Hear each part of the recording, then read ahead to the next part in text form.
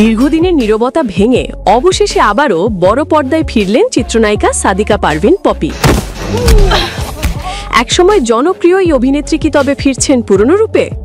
মুক্তি পেল বহু প্রতীক্ষিত সিনেমা ডাইরেক্ট অ্যাটাক।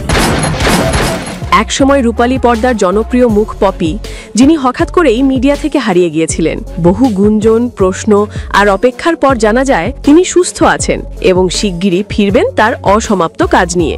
শেষ পর্যন্ত মুক্তি পেল ডাইরেক্ট অ্যাটাক। পরিচালক সাদিক সিদ্দিকীর এই সিনেমাটি সমাজের অন্যায়ের বিরুদ্ধে প্রতিবাদের এক শক্তিশালী গল্প। ছবিটি মুক্তি পেয়েছে 17 অক্টোবর দেশের 30টি প্রেক্ষাগৃহে। দর্শকরা নিরাশ হবেন না, বললেন পরিচালক সাদিক সিদ্দিকী। এই সিনেমায় পপির সঙ্গে আরও আছেন জনপ্রিয় তারকারা আমিন খান, শিরিন শিলা, মামনুন ইমন, হেলাল খান, রেবেকা, আনিক রহমান অভি সহ অনেকেই। অভিনয় এখনো ফেরেননি পপি, তবে জানিয়েছেন প্রযোজক হিসেবে চলচ্চিত্রে কাজ করতে চান তিনি। পপির ভাষায়, চলচ্চিত্র আমার ভালোবাসা, এবার সেই ভালোবাসাকে ভিন্নভাবে ছুঁয়ে দেখতে চাই। ওকে মারা যাবে না।